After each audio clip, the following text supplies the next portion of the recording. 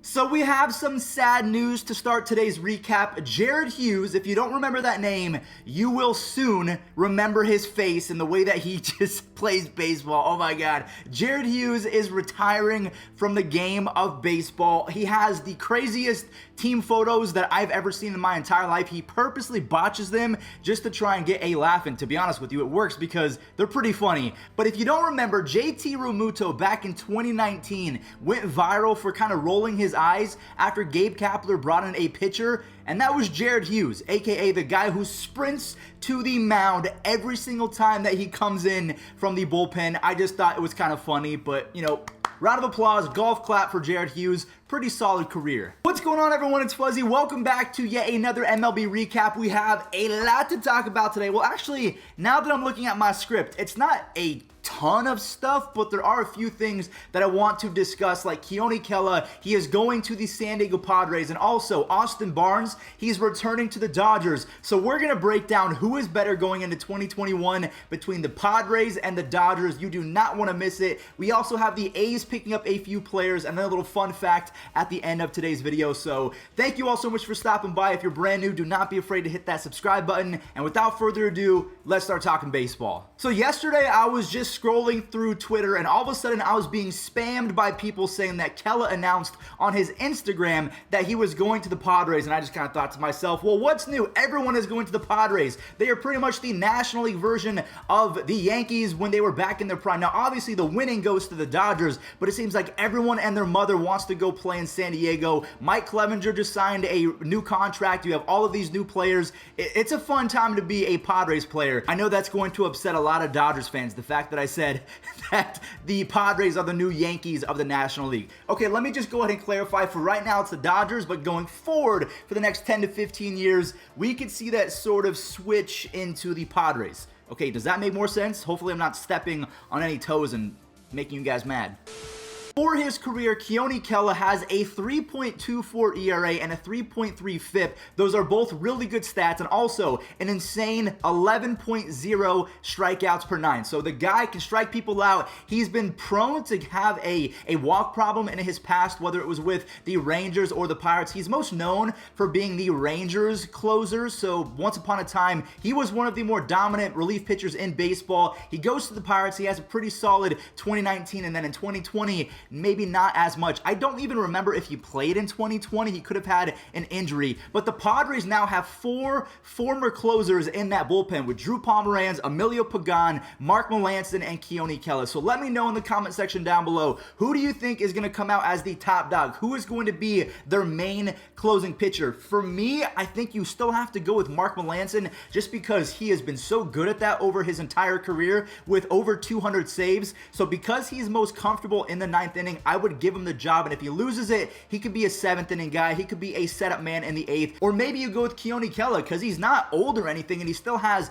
nasty stuff. So I believe that whoever they use, they are going to have a really good back end of that bullpen. Now we'll talk about the Dodgers bullpen in just a second because they're just as good. But before we do that, they just re-signed Austin Barnes to a 2-year deal worth $4.5 million. There's absolutely nothing to talk about in regards to Austin Barnes and his offense. That's why they have Will Smith, okay? They are not expecting Barnes to come out and hit 20 to 25 home runs, but he is a very good backup catcher and one of the better defensive catchers in baseball. And he also had a massive home run in the World Series, so maybe he's not the best on a consistent basis, but when he needs to be clutch, Austin Barnes seems to get the job done. Kind of. Now, the Dodgers are up to a $260 million payroll. That is almost $60 million more than the Pirates, Orioles, Indians, Marlins, and Rays combined. So to me, the bigger issue is not the fact that the Dodgers are spending almost $300 million.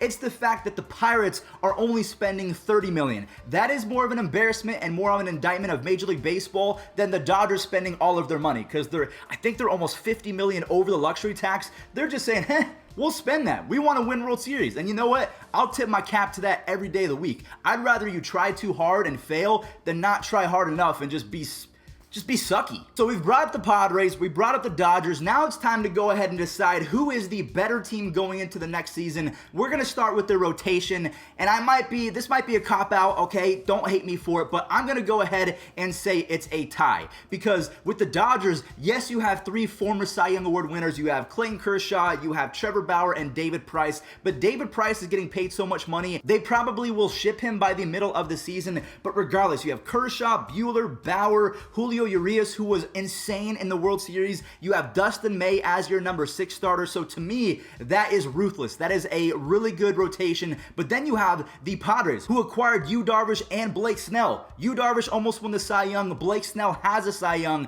And then Dinelson Lamet as your number 3 starter. He almost won the Cy Young as well. He is nasty. You acquired Joe Musgrove, and you still have Chris Paddock. He was known as the Sheriff. He was supposed to be the next thing in San Diego, but he fell off a cliff in 2020. So if he can have a resurgent 2021 and get back to being a top-end starter, that is going to be disgusting. So for right now, I'm going to say that the Dodgers rotation and the Padres rotation are at a tie. Now, in regards to the lineup, I will give the edge to the Dodgers. So we're not going to go with the tie. We're not going to have a cop-out. Every single hitter in the Dodgers lineup is projected to have an 800-plus OPS. Not many teams, if any other team in Major League Baseball, can say that. So when you have Chris Taylor as your number 8 hitter, you have Mookie Betts, Justin Turner is back. So many guys on that team can explode and erupt over a certain amount of games that just carries the squad. They have them all in one lineup. It's just not fair. And also Mookie Betts, you have to give it to him. He is officially kind of the 1B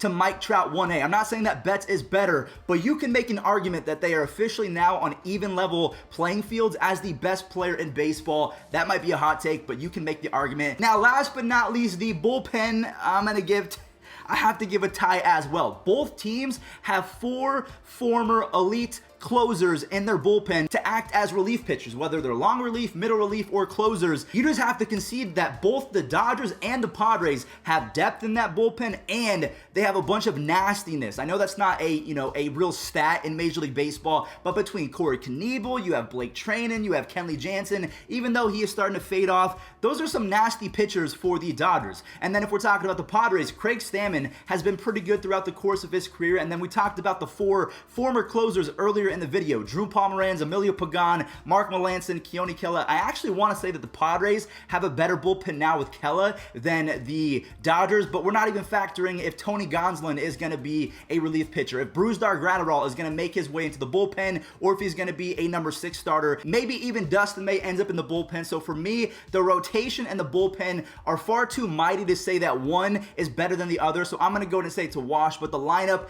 I will give to the Dodgers. So let me know if you agree with that in the comment section down below. We're going to go ahead and move on to a different team. The A's, they bring back Yusmeiro, Petit, and then they add Sergio Romo. So if you don't remember those names, they were actually teammates back in 2014 when the Giants won a World Series. So they're good friends. The A's lose Liam Hendricks and Marcus Semien, but they add Elvis Andrus and Yusmeiro Petit. They bring him back, and then Sergio Romo for his career. Romo was incredible to start out. So far in his last 203 innings, though, he has a 4.01 FIP. So he hasn't been the greatest. Petit, on the other hand, has been pretty rock solid. He has a 2.74 ERA. The 3.5 FIP is still good, but it's a little bit worrisome because it's trending in the wrong direction. But that's in his last 300 innings. So he has been the model of consistency, and he's going to throw 75 to 80 innings as a relief pitcher, and maybe Sergio Romo goes 60 to 75. He could definitely do that. But for me, the A's, yeah, they lost out on Liam Hendricks, who is dominant, but Petit and Romo,